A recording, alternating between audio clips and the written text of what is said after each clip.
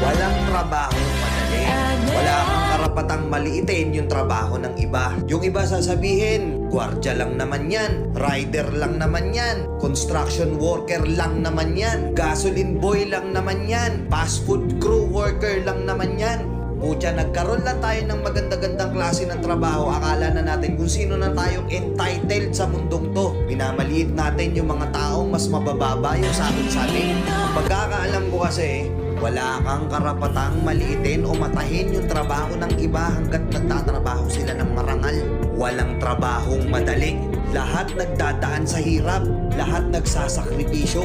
Kaya kung iniisip mong porket maganda-ganda yung trabaho at malaki-laki yung sinasahod mo, mamaliitin mo na yung mga trabaho ng mga taong nagtatrabaho na mas maliit yung sahod sa'yo.